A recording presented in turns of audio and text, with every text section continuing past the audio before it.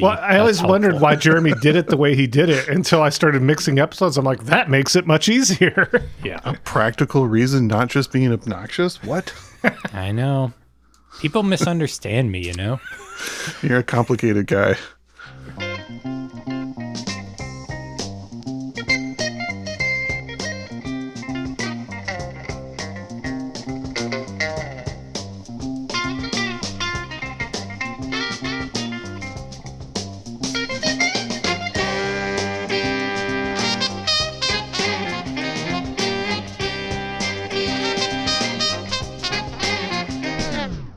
Welcome to I'd Buy That for $1, a podcast about inexpensive, common, and underappreciated records that are waiting to be rediscovered. And folks, I know we've been gone for a while, and that can be disappointing, but rest assured that when it comes time to podcast, we will always podcast hard. Oh, no. Did somebody else use an Andrew WK reference in their intro? Well, I'm co-host Jeremy. And I wanted to make a pledge to you fellas on this, the dawn of our 7th season, that when it's time to party, we will always party hard. Okay. Can we party and podcast hard? Sort of a work hard, play hard type scenario? I think that's where we'll land, yeah. All right. Agreed. Well, I am co-host Peter Cook, and as we enter our 7th season of doing this podcast, my frequent tardiness to recording sessions has not earned me my desired nickname. That's true. And what would that be? The Early King. It's a Baby Dee song that's not on the album we're talking about today. Perfect. Well, maybe you can earn that nickname here on season 7. Maybe. Yeah, this is kind of going outside of the parameters of what the listener hears, but often I show up like 5-10 minutes after I'm supposed to when I'm supposed to come over to Jeremy's to podcast. It's true. It's true. It gives me and Sean time to catch up, though. Yeah. Yeah, it's actually intentional, and I just want you guys to have your little time together. Yeah, we gotta have 2 or 3 minutes where Jeremy can be like, Sean, what's new? And I'm just like, I don't know how to answer that. And then you show up and we podcast. Oh, it's good to be back at this. Right? Yeah, the 7-year itch is settling in. Yes, yeah. No, I'm quite happy to be here, boys. And before we introduce the album, do we want to just remind the listeners, if they don't recall, when we were closing out the season of season 6, what we stated we were going to be doing for this first month of season 7? Sure. Yeah. We're diving into modern music, the 90s and on. Yeah, it seems if we stick with the selections that we're all planning on, it's going to be more like the 2000s, 2010s that we're looking at here. Yeah, that is how it's shaken out. But I hope we continue the theme throughout the year, a couple times at least. There's a good amount of music of the last 30-ish years out there that we've pretty much never dove into. Not a lot of reference. Yeah, we got talking towards the end of last season, what new angle do we want to take starting the year? And this is a very different angle to bargain bin vinyl out there. There was, the vinyl resurgence of the 2000s and 2010s. And there are tons of indie music albums, DIY produced albums all over the place. And a lot of times those bands, they broke up, started families, did whatever. And these albums fall into obscurity and they're $5 or something in the bin. Yeah, a lot of these selections are definitely going to be pushing the boundaries of common. Yeah. These are not necessarily records that you're going to find in every store. It's really hard to find mass-produced major label stuff after the late 80s that is now bargain bin. The bargain bin material you're going to find from this era is generally like indie labels, small runs, a few thousand, sometimes a couple hundred pressings that just never took off and are now cheap, but still pretty limited. And, if the I'd buy that bump is real, some of these could become pretty expensive quick. And I wouldn't be surprised if our featured artist today becomes expensive in the future. I'd have to agree with you. This is kind of a masterpiece. This is some pretty amazing music we're going to hear today that kind of might blow some minds, is that you can get this kind of thing cheap. Let's tell them who it is. We are going to be talking about the incomparable Baby Dee and her album, A Book of Songs for Anne Marie. Initially released in 2004, but we are going to be listening to the 2010 re-release and re-recording on Drag City Records. Yeah, I only learned today that this was a re-recording. Yeah, the initial version is more of a solo thing. It's just Baby Dee singing and playing piano, whereas this one has some orchestration and additional instruments and is a little more fleshed out musically. And I believe the original that came out in 2004 was only on CD or maybe even CDR. Yeah, it was like a booklet CDR combination. I think like 150 were pressed in 2004. So that's probably not too easy to come by. No, I do not have a copy of that. Luckily, you have a copy of this. Where are we starting? We are going to start with the title track, A Book of Songs for Anne Marie, Side A, Track 3.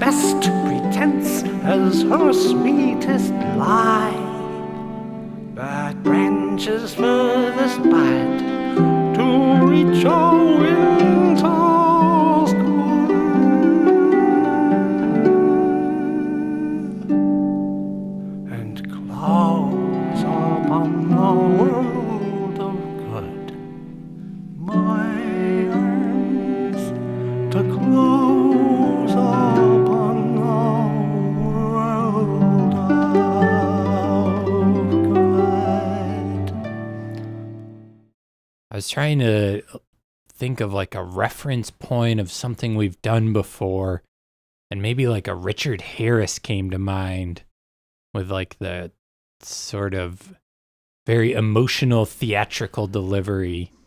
No, that's a great comparison. Not only do the lyrics tell a story, but the delivery tells a story. She has a huge range of styles of how she delivers these lines that can kind of switch up like line to line or halfway through a line sometimes in these songs. Yeah, and that's something I think we're going to see doing these modern indie releases, is this music is fiercely creative and completely unchained from like label expectations or like hotshot producers trying to put their thumb on the scale of what it's going to sound like. So yeah, really interesting and out there. Yeah, and a lot of these artists are not really thinking about how do I reach or maintain a level of fame. A lot of these records we're talking about are like, oh, you had accidentally the biggest hit of last year. How do you make another album, at that stature with all of that pressure? Whereas a lot of these are like, how do I make the best sounding album that reflects my creative intent the best, Like, I don't think Baby Dee had any delusions of getting rich off of this music or this release. No, I think just interested in making music, being creative, expressing herself. But to my understanding, maybe a little bit of this time, and we'll get into it in the story. I think some other avenues in life hadn't worked out for her, so there was a little sense of trying to pursue a different career path by seeking making music at this point in her life. Yeah, definitely. Just a big difference between basically making a living off of your music and trying to be a superstar. Yeah, exactly. So now, Peter, we both have a little bit of personal experience with Baby Dee's music. Not only did we get to see her in Kalamazoo, but she actually stayed at our house after that show back in 2011. Yeah, that was highly memorable when that happened. And is this the first time that the artist that we've talked about has stayed at our house? Yeah, I think it would have to be. Yeah, I can't think of many other scenarios unless... Yeah, we haven't done an Acid Mother's Temple Bark and Bin record yet, or probably ever, so... Yeah, that was just a wonderful show that she performed at the Strut. Really stands out in my mind. It was May 4th, 2011, and I had a copy of her Safe Inside the Day album from 2008, so it was a couple years before the album that we're listening to today. That one was, I think that was the first one on Drag City. Correct. Yep. And it was produced by Bonnie Prince Billy, Will Oldham, as well as Matt Sweeney. They were also featured as players on the album, along with Andrew W.K. He was also a player on that album. For people who happen to not be familiar with Andrew WK, should we just state why it's weird that he would appear on some Baby Dee music? Or seemingly weird if you're not familiar with him? I'd say it's seemingly weird if you only know him as the party hard, over-the-top rocker from the early to mid-2000s with his very graphic imagery and excessive persona. Yeah, definitely a very interesting one-hit wonder from that time. But he's actually a Michigan weirdo. True. He was connected to the Wolf Eyes guys. Of course, we had John Olson and Zane Johnny from Wolf Eyes on the podcast very early on for a few episodes. He was really into a lot of underground and weirdo stuff. So if you know, I was surprised when I learned that about him many, many years ago now. Just knowing him from the Party Hard. And after his big party hits, he put out a piano ballad album that was really good. Yeah, so, Andrew W.K., there's many different facets to Mr. Andrew W.K. But I don't think any of those guys feature on this album.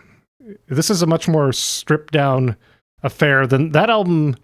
The Safe Inside the Day album leans a bit more into the cabaret and sort of vaudevillian side of Baby Dee's music. I didn't feel that as much on this album.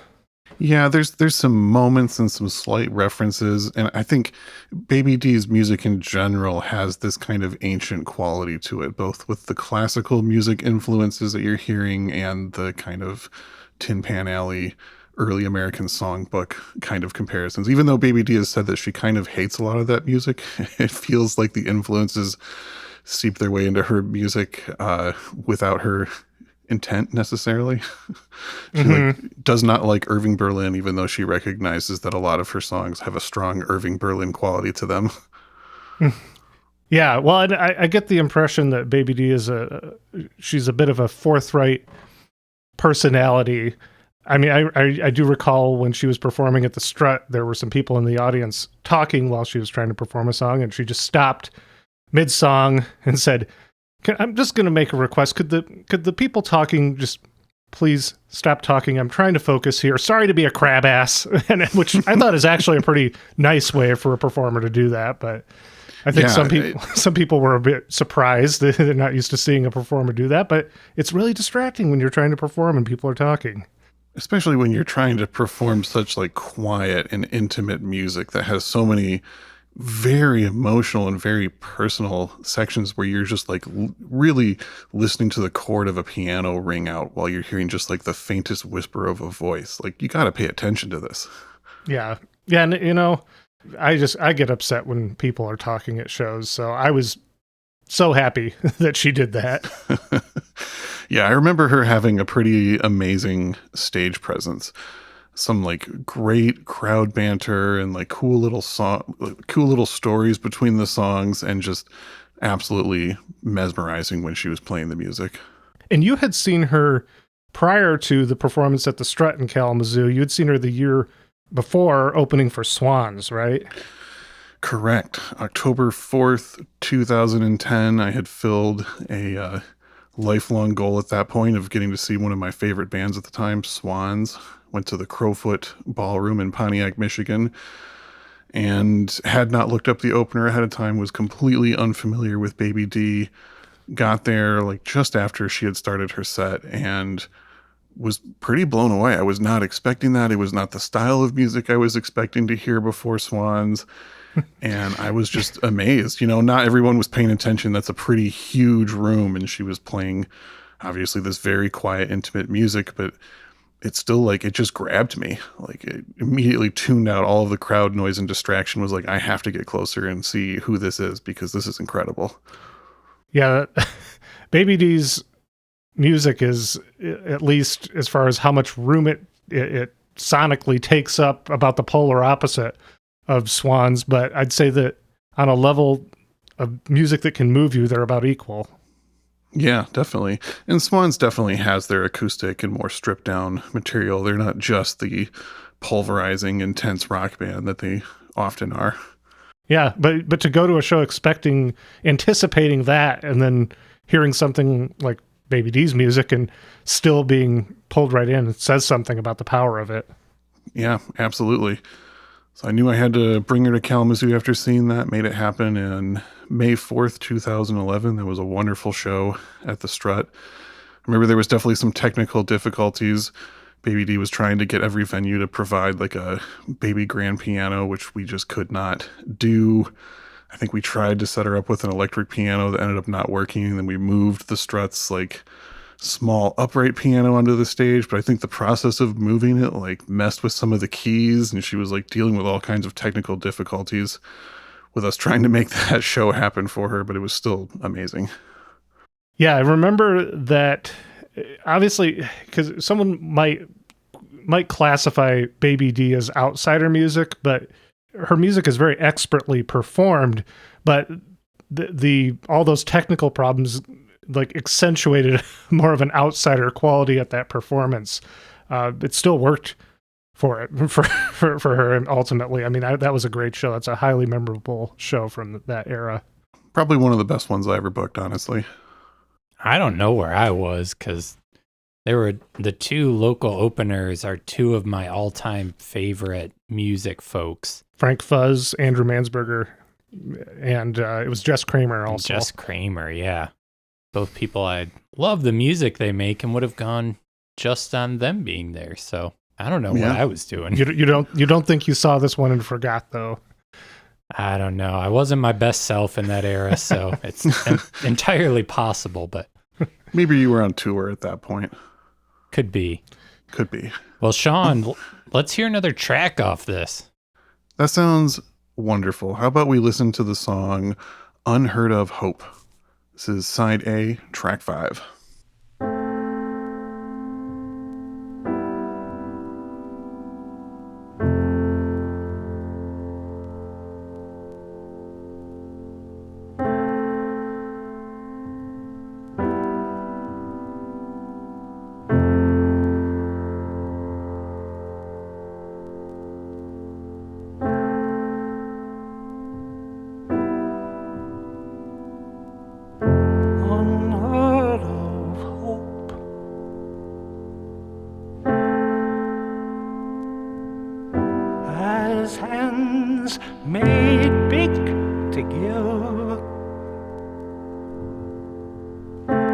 Small fingers round coin and say, "Here, take this. It's for you, mine now.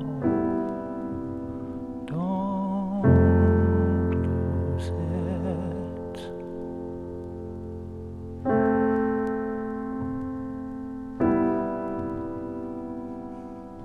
I'll take your heart, the one you thought was yours, and give you one to call your own, and say, "Here, take this. It's for you, mine now.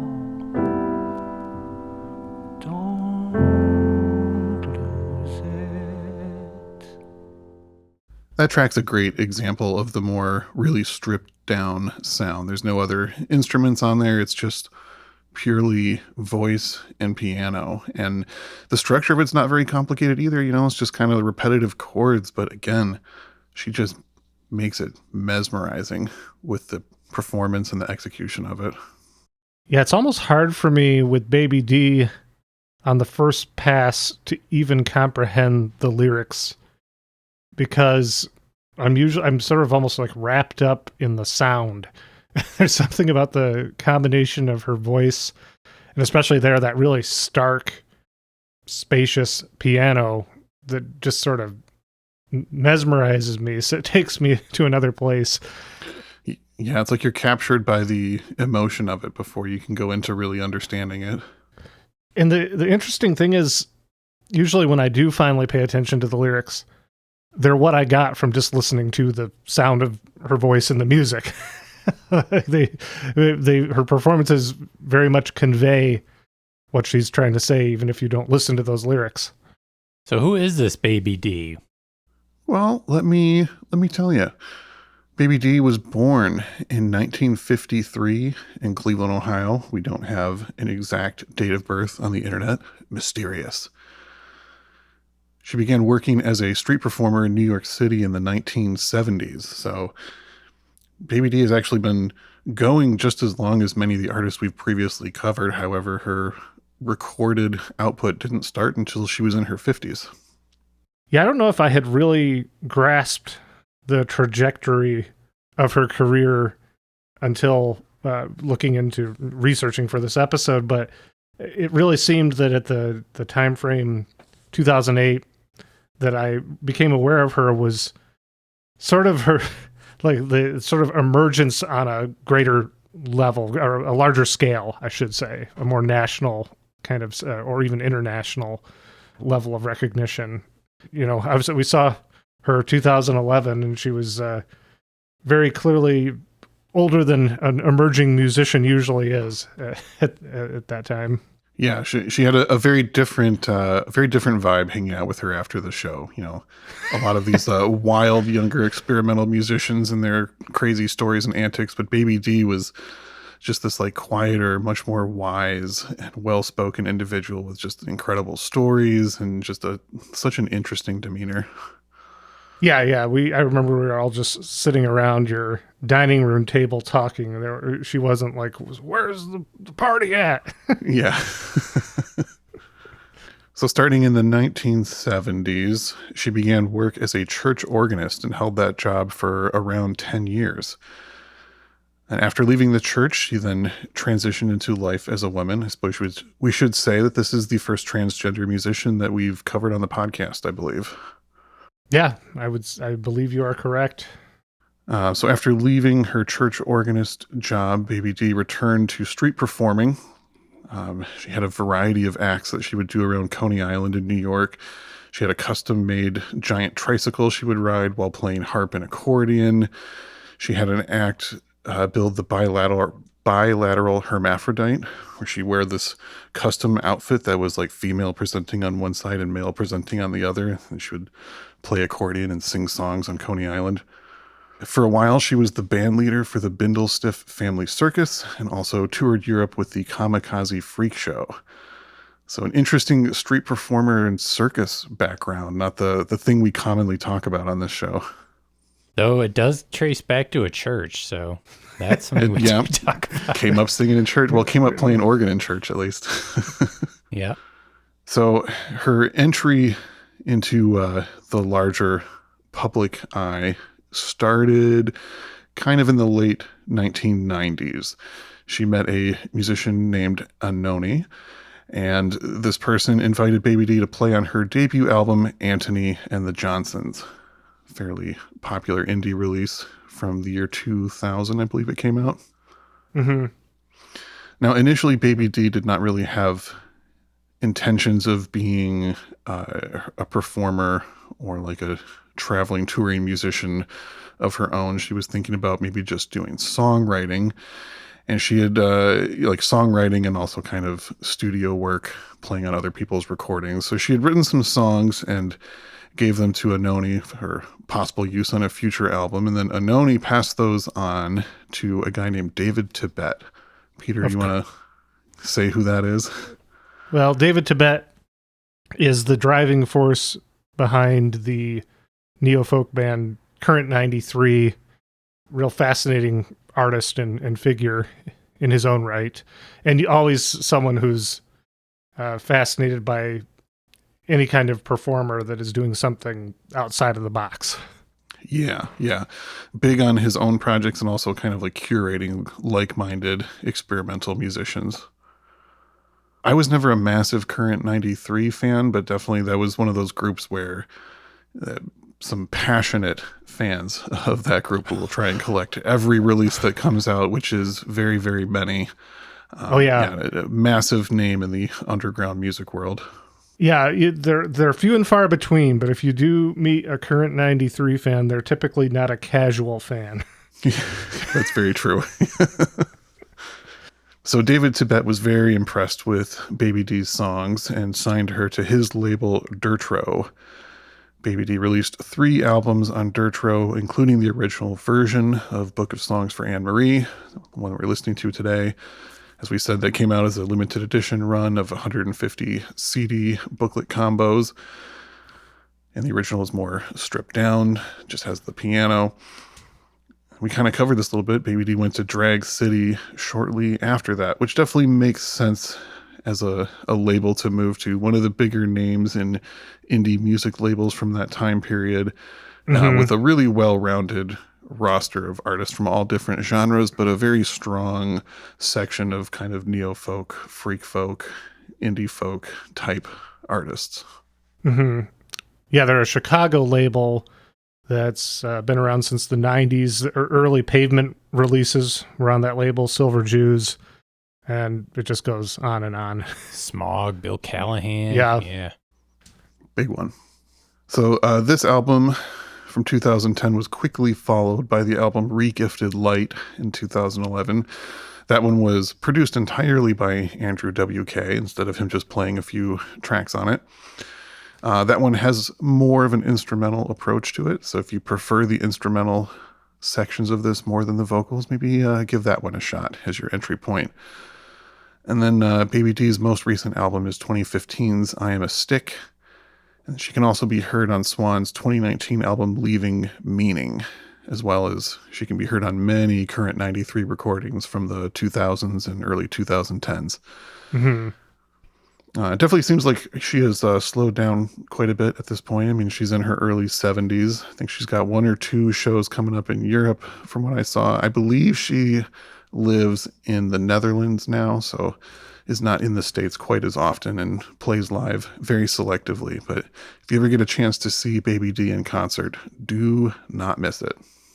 Now, I kind of alluded to this earlier, Sean, is when she emerged on a larger stage through Drag City, she had another career as a gardener, was it, that was really not panning out at that point, and that was one of the reasons to really begin pursuing music again. Yeah, I think I'd seen it described as a tree doctor of some sort, some kind of tree-based landscaping. That's what it was. Yeah. Yeah, and I think she had moved back to Cleveland to do that and was kind of like maybe, not trying to do the full street performer lifestyle anymore. Maybe trying to slow down a little bit, do these Drag City albums, do these tours every once in a while, put out these more polished professional albums.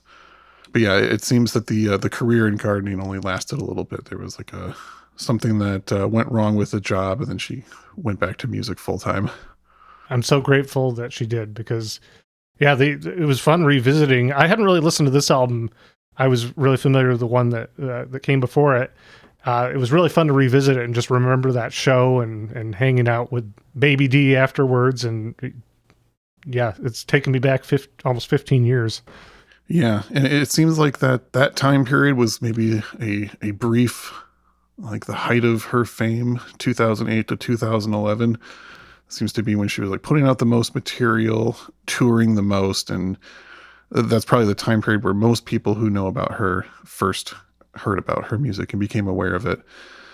And she bloomed late in life with this music, had just a brief moment in not necessarily the sun, but the indie spotlight at least, and seems to be kind of fading from recognition at this point. So hopefully we earn some new fans with this episode. Like I said, I think this album is an absolute masterpiece, and you really can't go wrong with Baby Dee's catalog in general. If you're down with this, check out the whole thing. Or check out one more song right now and get convinced. Oh. Yeah, what did we have next, Sean? Don't mind if I do. We're going to play the song Set Me as a Seal. This is side B, track 3.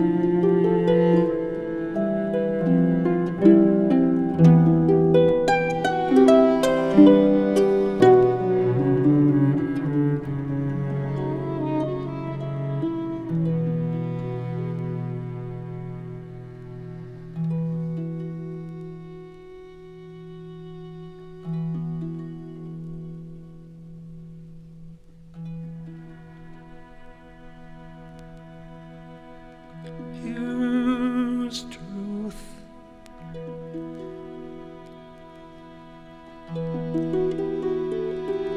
Your songs would make an angel choke.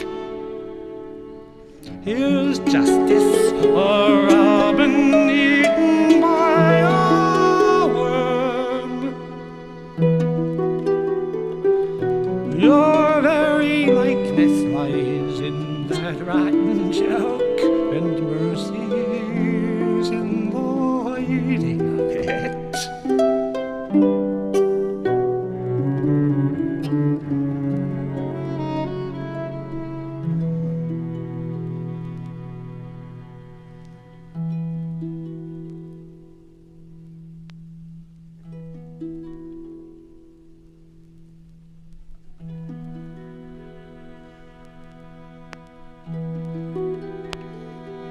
So set me as a seal on your heart, as a seal on yours. For love is stronger than death, more jealous than the tomb. And as of First of all, yeah, that one has a lot of similarities to Current 93. I can see why David Tibet would be drawn to Baby Dee. with her voice kind of breaking up there a lot and that sort of naked confessional quality. Yeah, a lot of current 93 stuff from my limited experience has almost kind of a spoken word quality to it at times, and it's like a very off-putting kind of creepy vibe. So yeah, you can definitely see the comparisons there.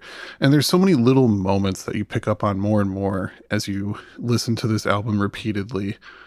You know, like there's like a few points where she kind of hits a note on the harp weird, or kind of hits a sour note just to kind of accent the line delivery. And it's wonderful. It's so personal, and the more you play it, the more you get into it.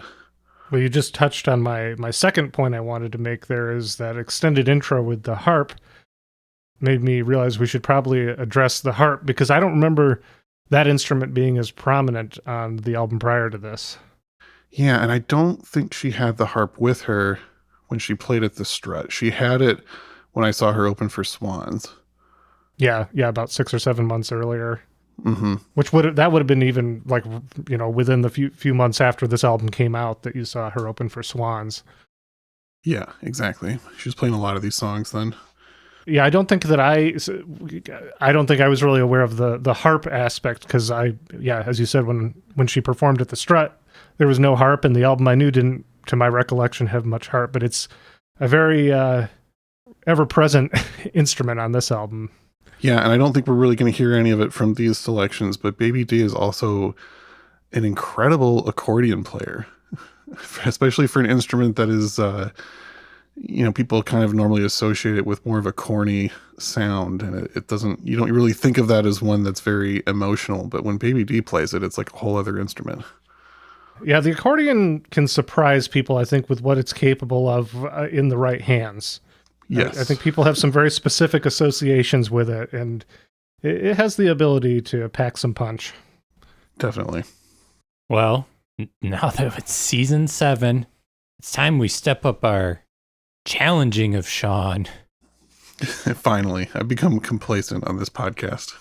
Yeah, it's time we make this a little harder this go, so come up with some recommended similar artists for this, Sean. I dare you. I don't know if I cheated or not on this one, but everything I have is stuff that we have covered before. I think some of these other albums we're going to feature this month, I'm going to try and come up with a mix of early ones and also a more similar time period, but I didn't have anything that came to mind immediately that I thought was a strong comparison, and it felt pretty interesting to think about what stuff from a different era that we've talked about shares some similarities to this. So yeah, it would be really hard pressed to think of similar artists in 2010 to Baby Dee. She kind of stood on her own at that time. Exactly.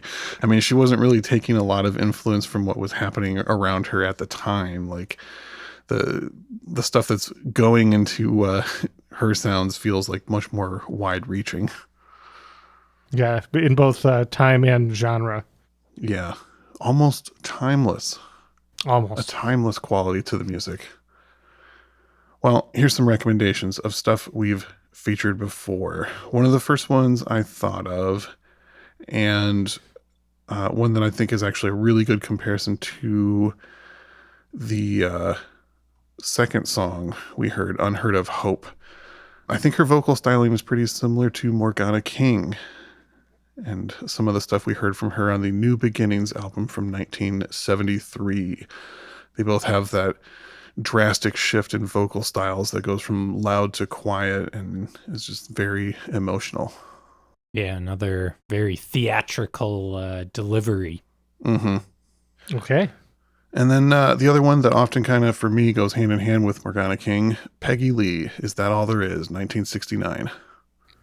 Yeah, especially that album. If you're going to compare Baby Dee to Peggy Lee, that's probably the one, because that's Peggy Lee seems to be on a different trip for that record. Yeah, kind of a world-weary intensity to it that you don't often hear. For sure. All right, another 1969 comparison that might seem a little strange at first, but I feel like really gets close to kind of the outsider spirit of this music. I'm talking about Tiny Tim and his second album from 1969. Well, I'm pretty sure that Tiny Tim also worked with Current 93 and David Tibet in Tiny Tim's latter years. So Yeah, strong ties to the experimental outsider music world of that time period. Many people surrounding Baby Dee and that kind of music were definitely looking up to Tiny Tim and maybe rediscovering that music around then. mm-hmm. Yeah, and maybe one of the only other artists we've covered with Tin Pan Alley influence. Exactly. Yeah, that's definitely a strong comparison there. I did have one additional artist to recommend. This artist doesn't really at all fit in the parameters of our show. I don't even think this artist was ever released on vinyl LP. But just as far as there's something about Baby Dee and this other artist there's always been some kind of common ground for me, and that would be Benjamin Smoke from the band Smoke out of Atlanta. Are either of you at all familiar with Smoke? Benjamin Smoke? No. The music is primarily from, I think, recorded in the 90s. I think he passed away, I think sometime in the late 90s, early 2000s. Looks like January 29th, 1999. Okay, yeah. The age of 39. Yeah, very young. He died from complications due to hepatitis C. But his music it's definitely more outsider, but something about his delivery.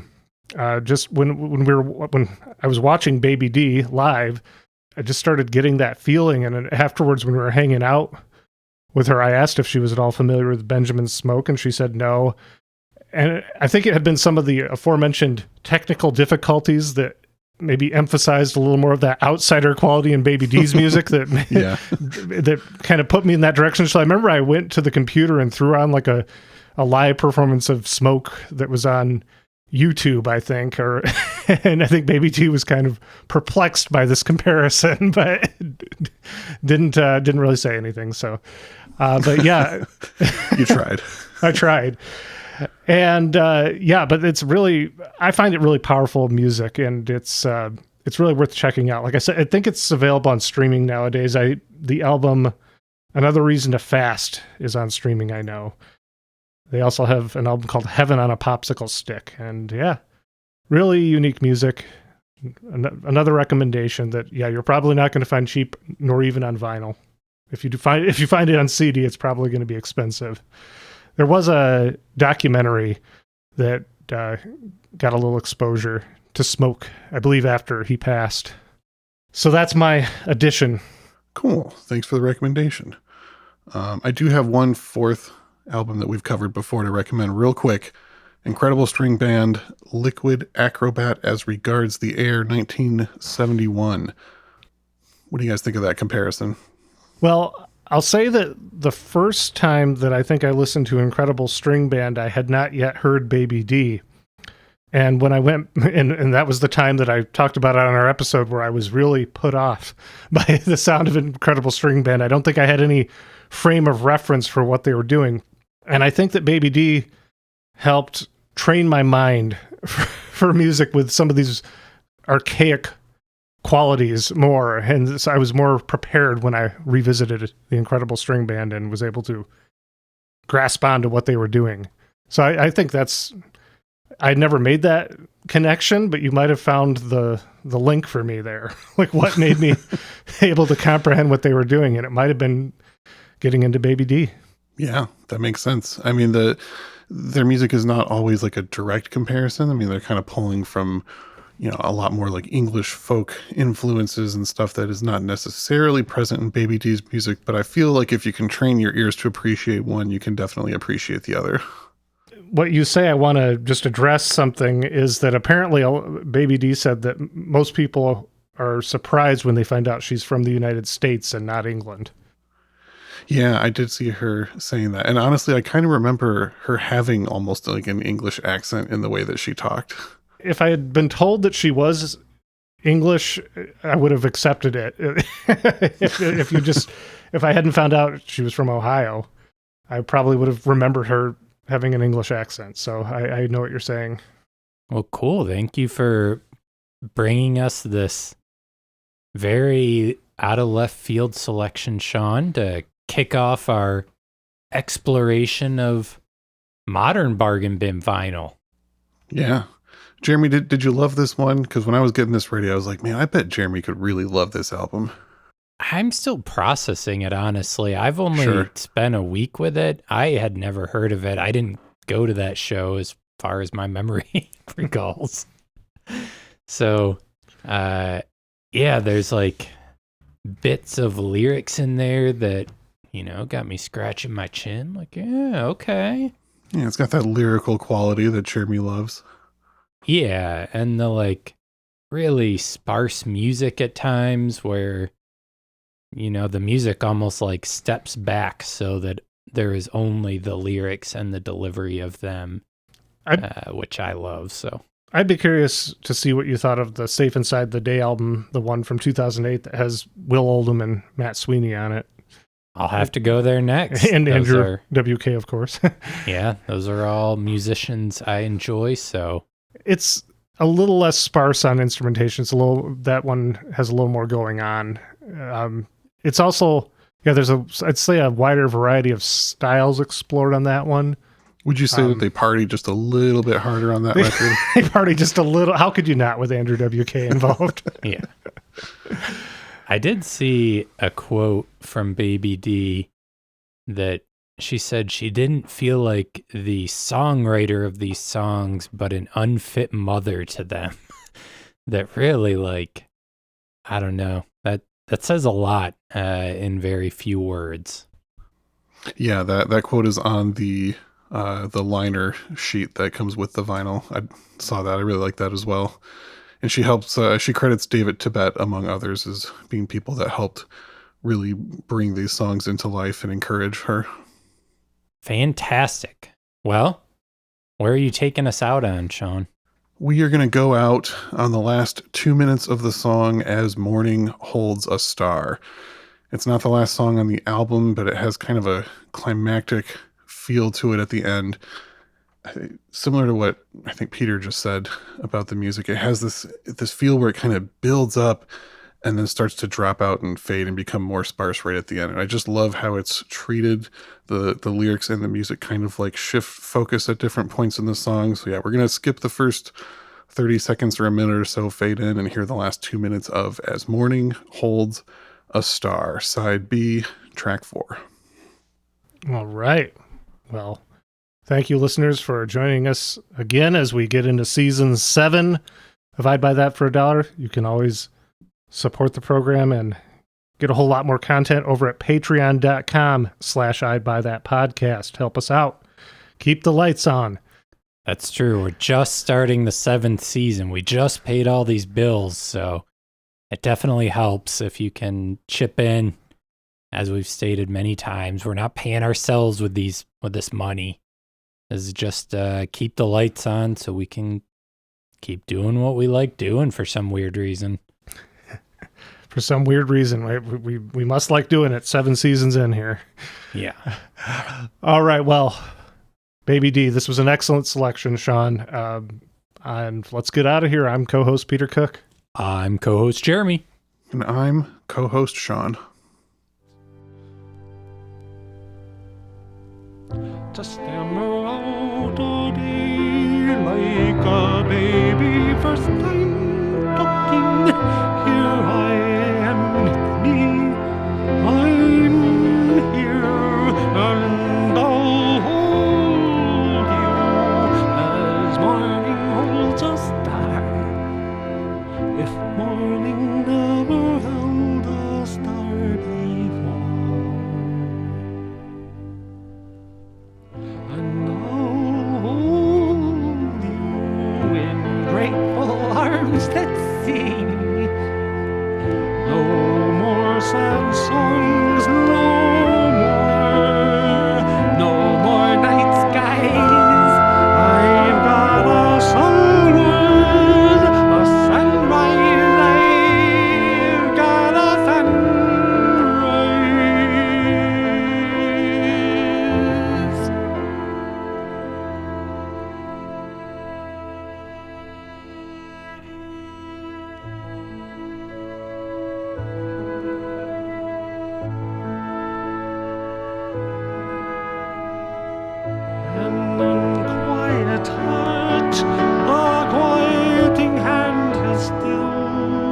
and an empty cradle filled.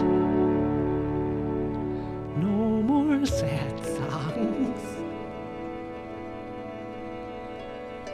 No more sad songs. No more night skies. I've got a sunrise. A sunrise.